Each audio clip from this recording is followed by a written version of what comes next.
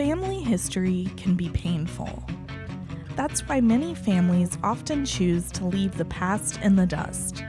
But what if the dust never settles? How can we prevent the worst parts of our collective history from being repeated? I'm Bianca Bruno, one of the co-hosts at Sidebar, a podcast by Courthouse News. In this episode, my Denver-based colleague Amanda Pampuro talks to some of the Japanese American survivors of one of the ugliest parts of American history, incarceration camps.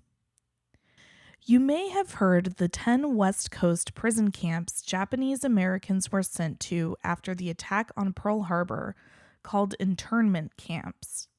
But that's a misnomer. Since the vast majority of the more than 110,000 people sent to the prison camps were citizens, not foreign nationals, they could not be interned. Instead, it's most accurate to state the plain truth. The United States government incarcerated thousands of its citizens, young and old.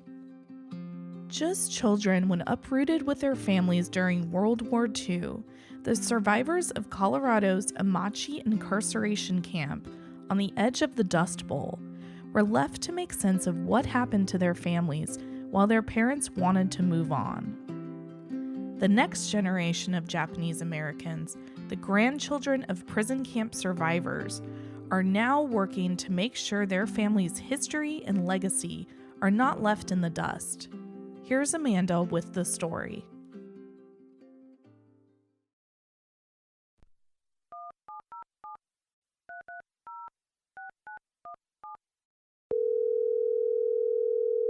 Hello? Hi, is this Calvin? Yeah, Good morning. It's Amanda Pampuro with Courthouse News. How are you doing? I'm good. How are you doing?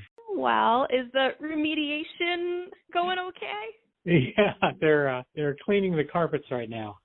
Calvin Toro Hata is the president of the Nikkei Kai Society and lives in Louisville, Colorado. The town was devastated by a wildfire just before the 2022 New Year. When I called him months later, he was still having remnants of smoke steamed out of his house. Could you see it from your house? Oh, yeah, I had to evacuate. I evacuated 20 minutes before the evacuation order was made just because the smoke was so thick. Where did you go, though? I just kind of drove around. You know, I drove out of the smoke plume, and then I went north a little bit so I could kind of see what was happening. And it was just mostly just driving around. Trying to figure out the next steps. Yeah.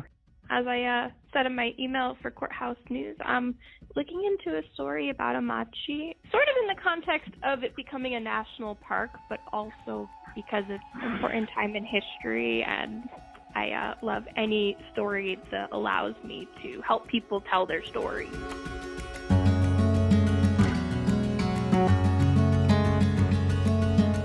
I guess I should say I was raised in Lakewood, had kind of like a Leave It to Beaver suburban upbringing, so I really just was like a kid growing up anywhere in the suburbs until I think I was about 14, and my dad dropped a book on my desk and said I should read it, and it was a book by Bill Hosokawa called Nisei, The Quiet Americans, and that was the first time I'd ever even heard about the incarceration of Japanese Americans.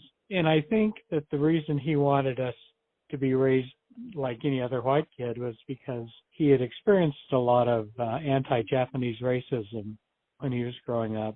But there came a time when he felt I needed to know about what had happened. So I was pretty shocked. I was raised to be proud of my country and love my country, and so it created a problem, a dissonance for me to know that my country had done that to my family.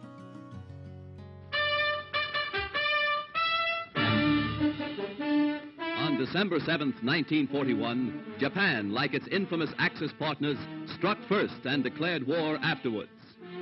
Costly to our Navy was the loss of war vessels, airplanes, and equipment. But more costly to Japan was the effectiveness of its foul attack in immediately unifying America in its determination to fight and win the war thrust upon it, and to win the peace that will follow. 3 months after Pearl Harbor, on February 19, 1942, President Franklin Delano Roosevelt signed Executive Order 9066, sanctioning the removal of more than 110,000 Japanese Americans and immigrants from the West Coast. Thereafter, the American citizen Japanese and Japanese aliens made plans in accordance with orders. Notices were posted. All persons of Japanese descent were required to register. They gathered in their own churches and schools, and the Japanese themselves cheerfully handled the enormous paperwork involved in the migration. Civilian physicians made preliminary medical examinations. Government agencies helped in 100 ways. They helped the evacuees find tenants for their farms. They helped businessmen lease, sell, or store their property. Now, this aid was financed by the government, but quick disposal of property often involved financial sacrifice for the evacuees. Now the actual migration got underway. The U.S. government incarcerated them at 10 prison camps across the West, including the Grenada Relocation Center in southeast Colorado, commonly called Amache. Most of Calvin's family fled California early on, taking refuge in Fort Lupton, Colorado. His grandmother stayed behind in Sacramento to look after their boarding house until the FBI arrested her and incarcerated her at Amache for the rest of the war. She was so embittered by the experience, she returned to Japan as soon as the camp shut down, and the family never heard from her again. No one ever tried to track them down? Yeah, we did. Really? I was told that we did. This was long before I was born. Post-World War II, Japan was in turmoil. And my family on my father's side came from Hiroshima. So they had the problem of the atomic bomb.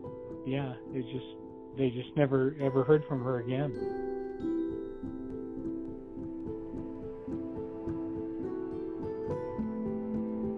From August 1942 to the camp's closure in October 1945, Amache detained 10,000 people. The population remained around 7,500 at any time. Nearly a quarter of the inmates were children. 10% ultimately enlisted in the army, and none of them had committed a crime. On the dusty, desolate eastern plain of Colorado, amid extreme heat, cold, and wind, the people incarcerated at Amache built their own town, complete with a fire department, a beauty salon, and schools. Think about your own life and how much can change over 3 years. High schoolers fell in love and shared their first dance. Couples got married or were separated so long they forgot the sound of each other's voice. Babies were born, people died, detainees raised crops, grew gardens, and held festivals to honor the changing seasons. I could have been a 3-year-old anywhere else. So I have nothing to compare it with. My name is Carlene Tanegoshi Tinker. I'm a third generation Japanese American. The name for our generation is Sansei. I'll be celebrating my 83rd birthday on August 31st this year. I don't know what it feels like to be 83, but I feel pretty good. I know that you were very, very young, but do you have early memories during those years? Yes, I do. One of the most poignant ones is my dad being very solicitous, would always try to protect me against the wind. I don't know if you've been down to Amache or you've been on the plains. It's very sandy and very windy, and sandstorms it's on the western edge of the Dust Bowl. So when we went go to dinner, he would hoist me up on his shoulders, put a scarf around my face so I wouldn't get pitted by the blowing sand. I can just see us standing in line at the mess hall line. Issei and Nisei, first and second generation Japanese, rarely talked about incarceration. The Buddhist religion teaches you to move on. But there are two principles that I guess are adopted from the Buddhist religion. The first one is gaman, persevere. You do it, you got it, and that's it. You persevere. You rise above the situation. And the other one is shikata ganai. My father and mother never wanted to talk about the camp. This is Ken Kitajima, a 92-year-old survivor of Amache. A lot of the Issei were first generation people that were in camp, our mothers and fathers and grandfathers, they had a habit of not talking about camp. They didn't like it. And they had a Japanese saying for that, shikatanai. So, it can't be helped. So the young people, we were left out of it. Any questions and so forth, they wouldn't answer. And almost all Japanese families were like that. That's a Japanese characteristic. It means it can't be helped. So let it go. Don't fight it. So they just went along with it. Those are kind of bad memories. Ken remembered being relieved when he moved away from the bullies of his elementary school in Santa Clara, California. He grew up in Amache and explored the plains with his friends. And they let me sneak out of camp on the fence. I was right next to the western side of the Amache camp. I used to go hunt for animals and so forth in the field next to us. We used to go hunting in Wolf Creek all the way down, followed it to the Arkansas River. Wolf Creek went through some farmland, went through the town of Granada and off into Arkansas. I used to love that because in the Arkansas River, they had a lot of large carp. They had a lot of traps, and we would block it off, and we would catch the huge trout, 1 to 2 feet long, put them in gunny sacks and bring them back and give them to the cook over there in our camp. The only bad part was they didn't share us any of the carp. They ate it themselves. My mother didn't like the idea of me sneaking out of camp, even with the permission of the guard. I was hunting for rattlesnakes, hunting for tarantulas, centipedes, kangaroo rats, other insects. One of the things I used to do after I'd catch them, tarantula and centipede, I'd put them in a big mayonnaise jar that I got from the mess hall. Then we, 2 or 3 of our buddies, we bet on who was going to win when we put the tarantula and the centipede together. And of course, we all picked tarantula because they had these huge fangs, and the centipede, which is about 4 inches long, we didn't bet on them at all. And lo and behold, the centipede beat the tarantula every time. And of course, we learned a lot from that. After the war, detainees received $25 and a bus ticket. Many met racist no vacancy signs when they returned to the West Coast. Others stayed in Colorado or migrated east. What happened to the 120,000 Japanese who did distant camps up mostly in high desert area under terrible conditions? They lost a lot. More than 2/3 were American citizens, and they put American citizens behind barbed wires. I call them concentration camps because that's what they were. The nicest word for them are internment camps, where they intern Japanese. But the correct term is concentration camp. When you have a barbed wire fence and guards every so often, and machine guns and searchlights, and military with rifles on top of the guard, that's a concentration camp.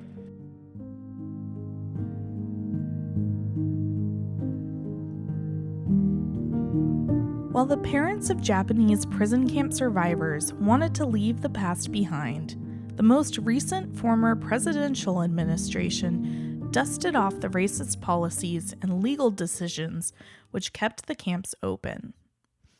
The 1944 U.S. Supreme Court decision upholding Roosevelt's executive order to incarcerate Japanese Americans resurfaced when the Trump administration instituted the so-called Muslim ban, precluding travelers from several Muslim-majority countries from visiting the United States. In this segment, legal experts explore the impact of the decades-old Korematsu Supreme Court decision on modern-day immigration policies and priorities. Here's Amanda again. Amid inhospitable cacti and sagebrush, the detainees grew so many beans, corn, and grain that they helped feed the 9 other prison camps. As tempting as it is to get lost in the story of perseverance, let's not forget what this place was and why armed guards surrounded these people. We sent them there. We, the people of the United States of America, caved into racist fears and capitalistic opportunism. Here's the truth. None of these people ever posed any risk to national security. In the 1982 report to Congress that resulted in war reparations awarded to survivors, The Commission on Wartime Relocation and Internment of Civilians wrote, quote, Executive Order 9066 was not justified by military necessity, and the decisions which followed from it, detention, ending detention, and ending exclusion, were not driven by analysis of military conditions. The broad historical causes which shaped these decisions were race prejudice, war hysteria, and a failure of political leadership. The U.S. was also at war with Germany and Italy, but fewer than 14,000 Germans and Italians were arrested. Interestingly, Japanese people in Hawaii, where the Pearl Harbor attack took place, were not subject to roundups. Japanese people were an easy target in California, where they made up 2% of the population, but in Hawaii, they made up a third of the populace. Japanese faces were familiar in the Aloha State, not foreign, so manic yellow fever never really took hold there. A few brave people protested the incarceration all the way up to the Supreme Court and lost. On December 18, 1944, in a 6-3 decision, the Supreme Court upheld the president's ability to incarcerate an entire race of people in times of war. Korematsu is a case that I always teach when I teach introductory constitutional law. It's an important caution to remind ourselves about the fact that our courts can fail in very important ways. I'm Richard Primus. I teach constitutional law at the University of Michigan. The way that courts and lawyers have used korematsu since the 1950s is not as authority, but as anti-authority. Say a lawyer walks into court and says, what the other side is doing, that's like korematsu. And if you can convince the judge of that, you win. The only thing keeping korematsu a negative reference point is our ever tenuous social contract. So here's the thing about shared understandings. They work really well until they don't work anymore. Over time, they can change if people start challenging them and disagreeing. And there's no way to predict whether that will happen. It's a matter of public opinion and professional opinion over time. Between 2017 and 2021, we had a presidential administration that was deeply hostile to non-white immigrant groups.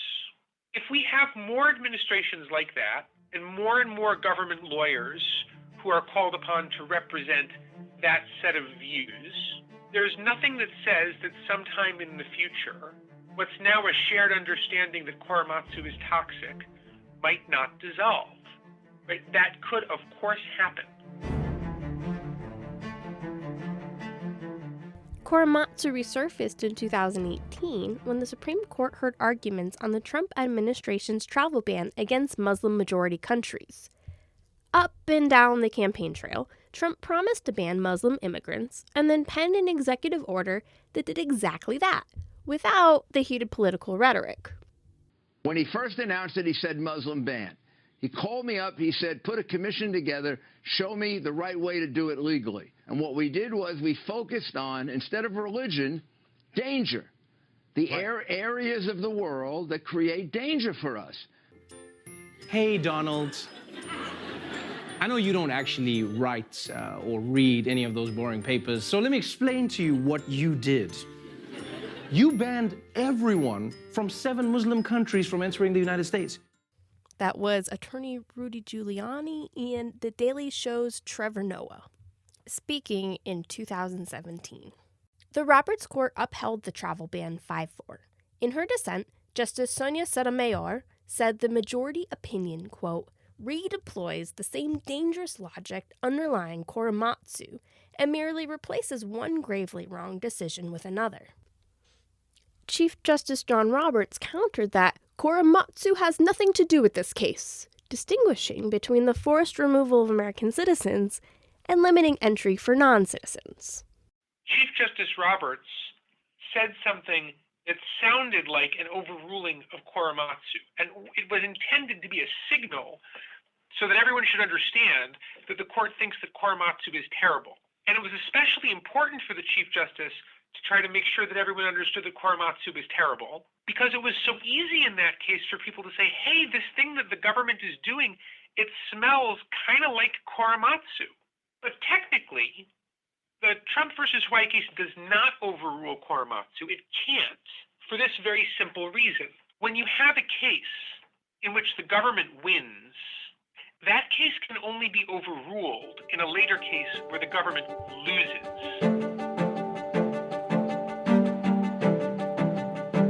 Other scholars are satisfied that Roberts closed the book on korematsu.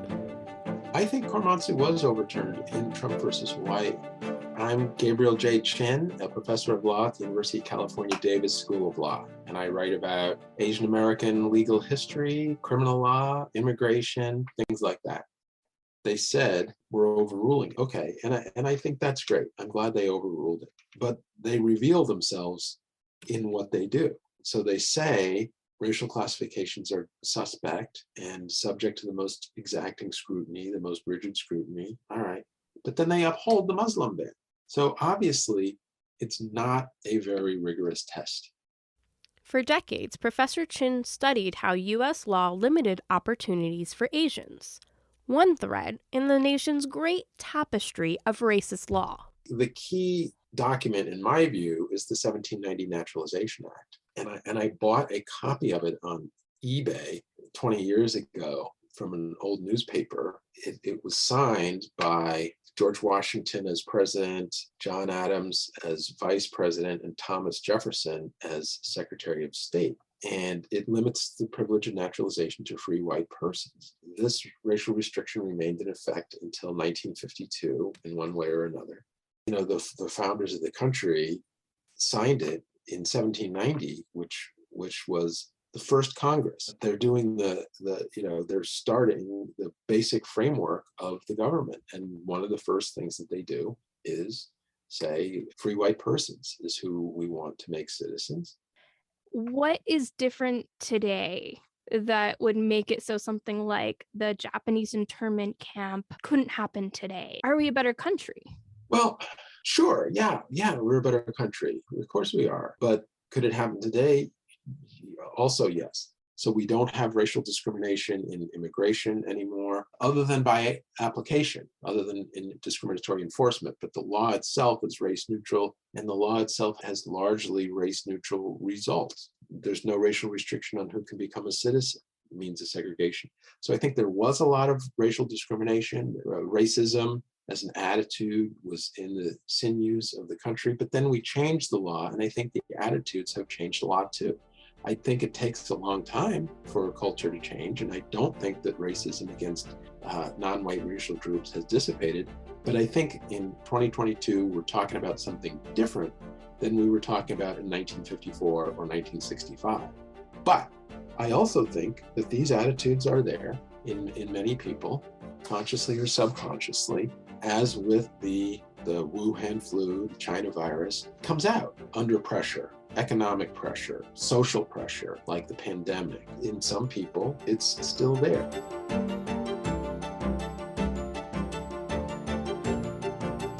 I struggle with this question of whether we're better people today, whether America as a country would know better today and make a different decision than it would have in 1942. Yeah, Amanda, we all wish that. And I think about, anti-Asian treatment now.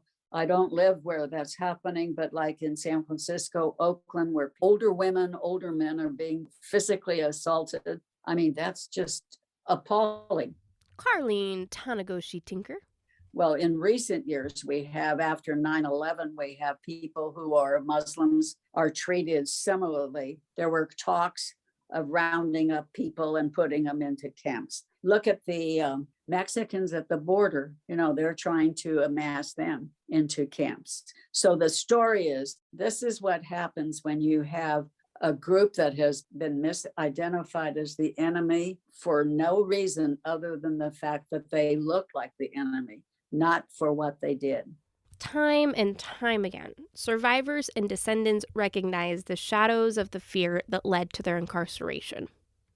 When I was in college, the author of Farewell to Manzanar came and spoke Well, I actually ran out of the room because I was sobbing. So my name is Erin Suramoto Karasi. I am the granddaughter of two individuals, actually, who were imprisoned during World War II. My grandmother was detained at Topaz, and my grandfather's family was imprisoned at Amache. And I left thinking, okay, I need to go and learn more about my family's history. What I ended up doing was going to the Japanese American History Museum so I could learn about it. But I ended up going May 1st, 2006, when there were massive immigration protests, right, going on across the country because of anti-immigrant laws. Millions of Americans demonstrated against Bush-era immigration reform aimed to stop Latinos from crossing the southern border. The Border Protection, Anti-Terrorism, and Illegal Immigration Control Act would have classified undocumented immigrants as felons. It passed the House, but failed in the Senate. And I had not, prior to that, I hadn't really paid attention to that issue. It wasn't an issue that impacted my family directly in that moment. But to get to the museum, we had to drive through million-person protests in LA. But for me, the thing that I remember first was reading about anti-immigration laws, right?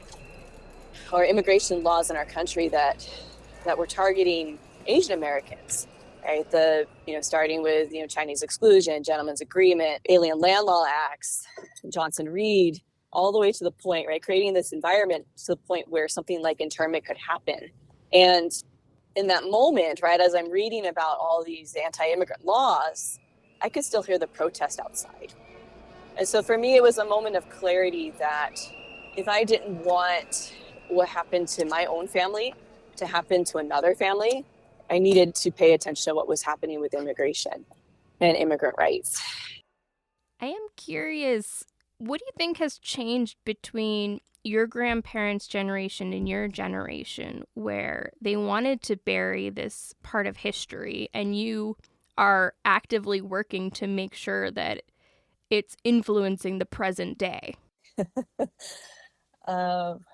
My mother would probably tell you that it's because we've become more American.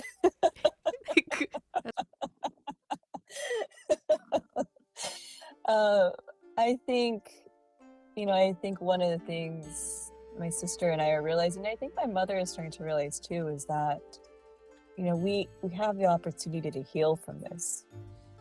We have been fortunate to have seen civil rights movements and to be able to be part of or benefit from a lot of the civil rights movements from other groups. And I think that has helped.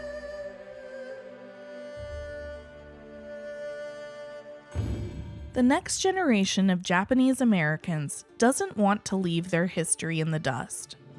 For decades, Amache survivors and their families have been visiting the site of the former prison camp in an annual pilgrimage. Academic researchers and students have worked with the survivors to uncover and preserve their history.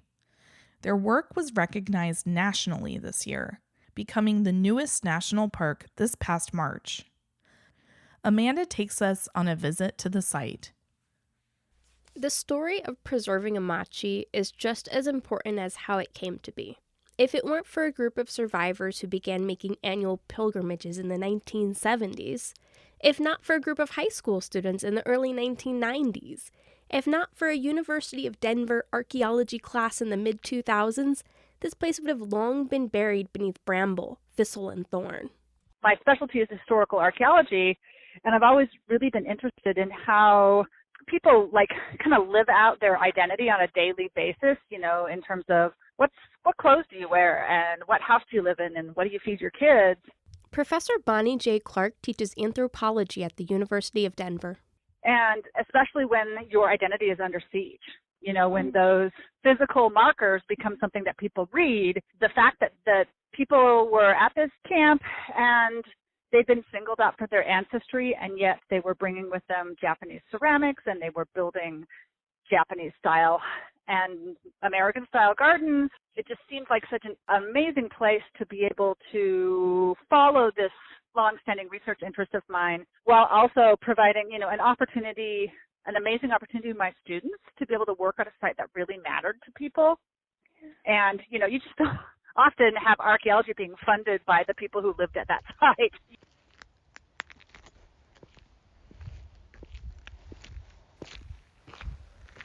Every May, survivors and descendants return to Amache. They honor the 120 who died there with flowers and prayer. This year, more than 200 journeyed the 3.5 hours from Denver through a spring snowstorm, past 200 miles of oil wells, grazeland, and farms. Bumpy dirt roads transect Amache, labeled with white wooden signs explaining where things like the hospital once stood, and how staff got paid $19 a month while the white teachers from town made $100. Aside from spiny desert scrub and the occasional sign warning of rattlesnakes, there's nothing to stop you from wandering out to explore the concrete foundations of 500 demolished barracks. Gone are the shady trees they planted to keep the dust outdoors. Gone are the gardens and koi ponds. The site is currently kept neat by a local high school, but since the town is donating the land and Congress passed a near-unanimous bill designating Amache a national park, the National Park Service will take over. They're in the early stages of planning, but it's easy to imagine simple luxuries like a paved road and an outhouse making the site more accessible.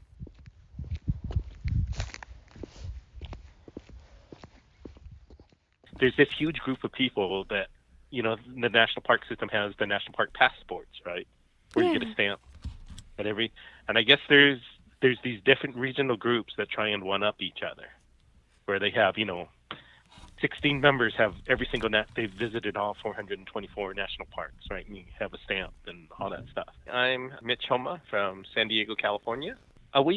3 days after it got announced that President Biden signed the bill, John Hopper down there in Grenada was getting called saying if they got their national park cancellation stamp already. It's like the ink's not even dry.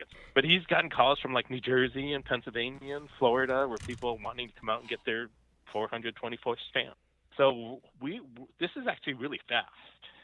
There's actually groups that have tried for like 10 years.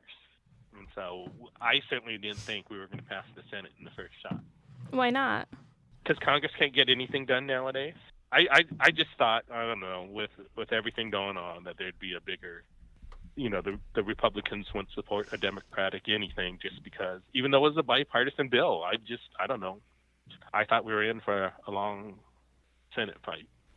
Do you have any thoughts on why Amache was so easily given national park status this year? I think just a lot of things fell into place with the COVID and the anti-Asian hate and National Park Conservation Association, organization being behind this big push, really, really helped. The timing was right and a lot of things fell into place.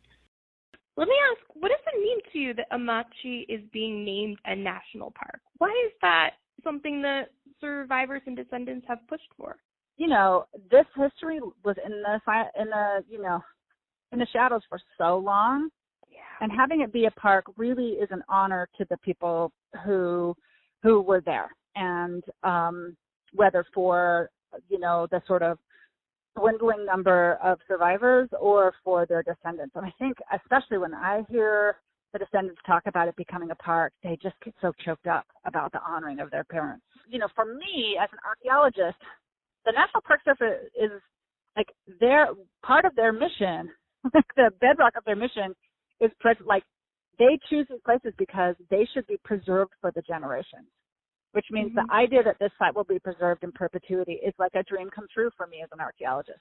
It's amazing. It's what we would all hope for our sites. I can rest assured that at some point I'll be able to stop spending every other summer at Amache and it's going to be okay. You're worried that if you stop, the work will stop with you? Well, when it's a grassroots kind of thing, yeah. But there will be people whose job it is to watch over this site and to preserve it, to interpret it, and that's amazing. What I want to know is, what do we do now? Survivors told their stories and donated their family heirlooms to museums. Descendants heard the call, and now the National Park Service will preserve the site as a public place. Because all that isn't the end of the story. The story of the past is the story of the present. The burden is now on we, the people, to learn from this. It's up to us to know better when tempted with fear and hate. It's up to us if we want to see peace prevail. I want to thank everyone who shared their family history with me for this piece and others in the past. Domo arigatou gozaimasu. None of this would be possible without you.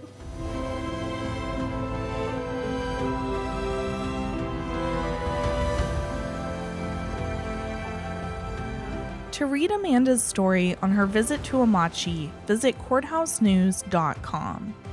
And don't forget to follow her reporting along with other stories by Courthouse News reporters on Twitter at Courthouse News and Sidebar CNS.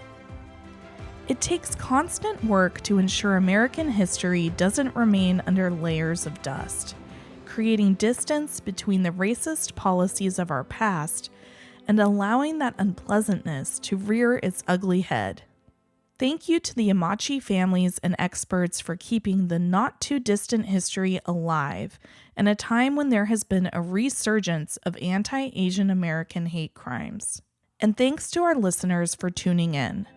You won't want to miss our next episode, where we explore the living, breathing beasts made up of a small group of people who decide a party's fate in court. Juries. What could possibly go wrong? See you next time.